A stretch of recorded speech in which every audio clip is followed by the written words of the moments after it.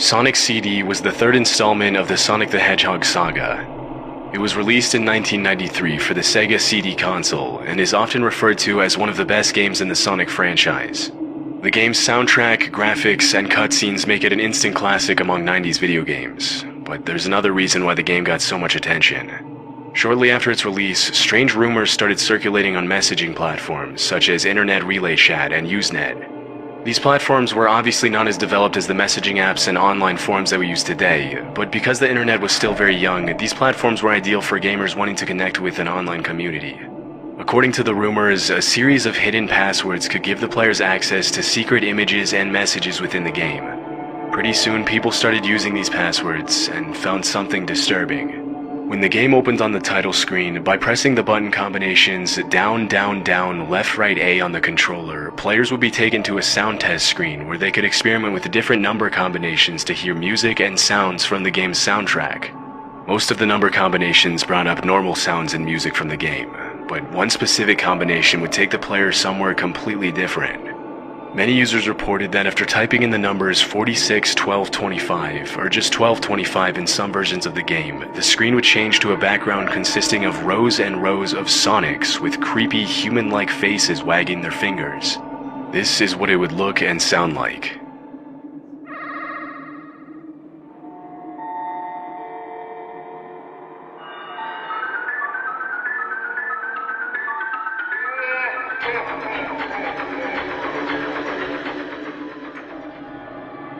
Part of what makes this screen so unsettling is the creepy music and sinister laughter in the background.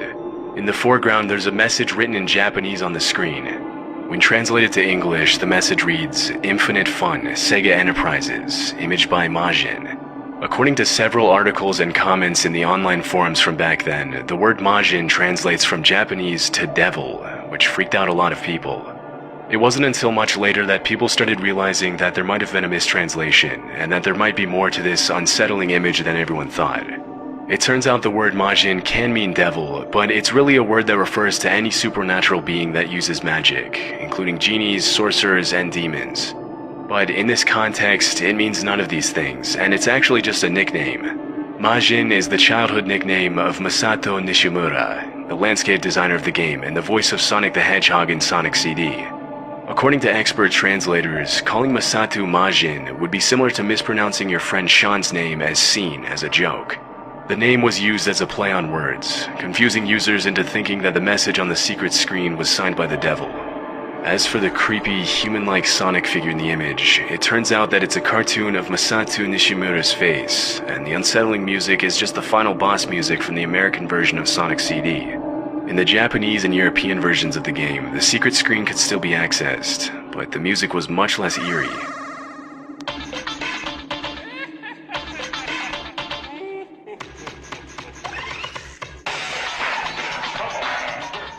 Notice the complete difference in atmosphere when the music is more upbeat. And this wasn't the only time that Nishimura signed his name in the games he helped design. In the game Shenmue, which came out in the year 2000 in the US, he signed using the same nickname throughout various parts of the game, and later claimed in an interview that he did it because he liked to stand out. Although the secret screen probably wasn't meant to scare anyone, the off-putting, human-like Sonic, the mistranslated message, and the jarring music definitely disturbed a few people. Utaho no Tatori is a classic Japanese RPG indie horror game that came out in 2011 and was developed using RPG Maker, a program made for users to experiment with and make their own RPG games. Many classic games in multiple genres have been made with RPG Maker, including Skyborn, Off, To the Moon, and Corpse Party. Utaho no Tatori, which roughly translates to The Curse of Utaho, follows the story of a young girl who loses her family under very strange circumstances and must unravel the mystery by exploring a haunted mansion and finding the clues that her little sister left behind. Although the game became pretty popular in Japan, it was never really marketed in the US. Because the game was never officially translated and a US version was never released, a lot of people haven't even heard of Utaho no Tatori. The game is filled with unsettling images of real-life corpses and disturbing faces, which pop up at random times of the story to scare the user. Of course, being a horror game, jump scares and creepy images should be expected, but there's one particular screen that has terrified users since the game's release. In 2014, a user reported that he found a glitch that he wasn't sure was a part of the game. In a video that he uploaded to YouTube, the player walks around the perimeter of what appears to be a shrine in one of the game's locations.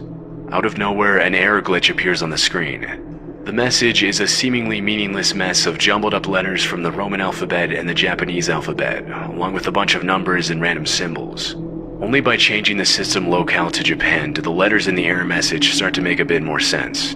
The glitch is still there, but the Japanese text is now legible. According to some users who tried to translate the game, the text is a collection of disturbing messages mixed in with random, generic error codes. But there was more to the glitch than just an error message.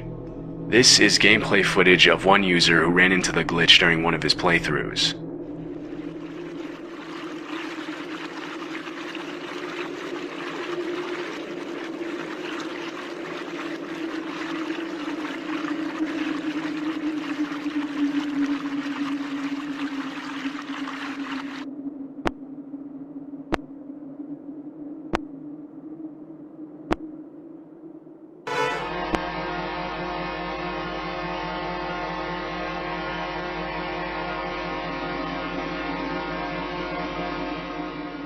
A few seconds after the glitch, an eerie noise can be heard, and the chilling image of what appears to be the lifeless body of a woman pops up on the screen. The first user to post about this glitch was understandably terrified. Disturbingly, once this screen appears, the only way to get rid of it is by exiting the game. It's unknown where this image came from, and it was never confirmed whether or not this is an image of an actual deceased person. The image can't be found anywhere else in the game, and because it appears randomly after an error message, most users thought that the glitch wasn't designed as a part of the game. For a while, nobody could understand why this chilling image appeared on the screen, until one user spent some time exploring the game files and found that it's actually not a glitch at all.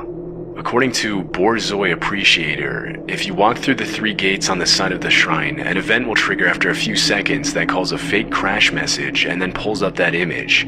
It's a hard-coded feature, and that image is supposed to shut down with the game after 10,000 seconds. In the game files, the image is titled Yaboy, which roughly translates from Japanese to dangerous. Yaboy is an expression of awe or admiration, similar to the words wild or insane in English, meaning it could be used both positively or negatively. In this case, it's unknown whether the name of the image holds any significance. Since it was discovered, many players have referred to this crash screen as one of the most terrifying jump scares in RPG history. Little Big Planet is an extremely popular puzzle platform video game series that features 10 million user-generated levels, 3 main console games, 2 handheld games, and 4 spin-offs. With a big emphasis on user-generated content, Little Big Planet was created under Sony's concept of play, create, share, and the games are all about guiding Sackboy and his friends on their adventures as they explore millions of user-generated worlds. Because the games are made for kids and are played by millions of children around the world, you wouldn't expect to find anything disturbing or creepy in Little Big Planet that could potentially upset a young audience. But the games actually feature a surprising amount of Easter eggs that have intrigued players for decades, some of which are definitely a little eerie. In 2019, a 2008 PlayStation 3 development kit featuring an early prototype build of Little Big Planet 1 was publicly made available online. Less than 1 year later, a group of Discord users reported that hidden within the developer profiles located in the developer kit, they found this cutout of a bloody man with its arms sticking out and the bones of his hands visible. With the oddly shaped eyes, the disfigured face, and the splashes of blood all over the body, the image itself is pretty disturbing. What's even stranger is that to this day, nobody knows what this image was even doing inside the development build for Little Big Planet. Due to the graphic and unsettling nature of the cutout, it's unlikely that the bloody man would have made it to the final version of the game. Unless, of course, it was meant to be used as a first draft, or as an idea for a more child-friendly object or secondary character in the game.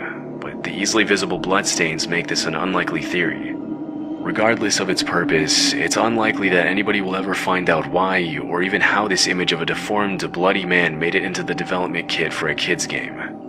The files that reference the bloody man have been completely erased, adding to the mystery of this disturbing, unused object. Race with Ryan is a kids multiplayer racing game based on the massively popular YouTube channel Ryan's World, which has over 35 million subscribers. The videos feature 11-year-old Ryan Kaji, his mother, father, and twin sisters. Formerly Ryan's Toys Reviews, Ryan's World is a mashup of unboxing and personal vlog videos that has gained over 55 billion total views, and in 2018 Ryan was listed as the highest paid YouTuber in the world, thanks to his revenues from YouTube, the family's licensed merchandise, and Ryan's TV shows. In 2019, Race with Ryan was released as the first official licensed game from the Ryan's World empire, and was well received by the channel's fans. Race with Ryan was marketed as a fun, innocent multiplayer game for a very young audience, which makes sense considering the YouTube channel is geared towards children from ages 2 to 6. But one user found something incredibly disturbing hidden in the game's files. In 2019, a Twitter user by the name of Tiniest Turtles posted this image, reporting that he had found the texture while digging around in the files of Race with Ryan out of curiosity. The image shows a cartoon face crying bloody tears with its eyes and mouth sewn shut. The image itself isn't the scariest thing on the internet by any means, but what makes it unsettling is the fact that the face in the image is the face of Ryan's character in the game, which of course is based on the real 11-year-old Ryan Kaji. Because the developers refused to comment on the image, the disturbing texture caused a lot of speculation in online communities, and pretty soon people started coming up with theories and possible explanations for the chilling image. As far as anyone can tell, the image can't be found or triggered in the game itself. The bloody texture was just hidden in the game files along with other less disturbing textures that would have been used to modify Ryan's face and reaction based on certain events during a race in the game. Some users have commented that the textures were created by a burned-out, annoyed developer as a way of blowing off steam and managing the stress of developing a video game from scratch, or that the texture was just a placeholder made to experiment with the animation of Ryan's face taking damage during a race. Other people have speculated that the developers made the texture for fun after they had finished developing all the other textures they would need. Because the image was relatively easy to find in the game files, it's possible that the artist put it there on purpose as a marketing gag. It was never likely that the Race with Ryan would match the popularity and fame of classic karting games like Mario Kart, and the developers may have included the unsettling texture as a way to bring more attention to the game. But this theory is shaky, again considering that this is a kids game, and therefore the main audience they'd want to market to would be very young children. Because of how graphic the image is, other users suspect that there is actually something much more sinister going on. According to one popular conspiracy theory, the bloody texture is Ryan's call for help to the world. Because the stitched face looks like a doll's face, people have speculated that Ryan asked the developer to put the image in the files to represent how he's being used like a doll to make his parents money. Of course, this theory is very far-fetched, but even if it's not true, the texture is still incredibly creepy and seems completely out of place in a game that was intended for very young children. Valhalla is described by fans as a cyberpunk bartender action game that revolves around a bartender simulator. In a dystopian world where nanomachines have infected humans and the human race is being oppressed, the user plays the role of a bartender in a small downtown bar named Valhalla.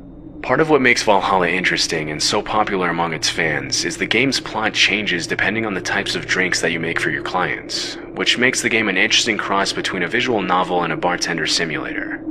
As is often the case with video games, some users decided to explore and dig around in the game's files, and pretty soon people started finding a folder named Answer, which contained only one image labeled Her.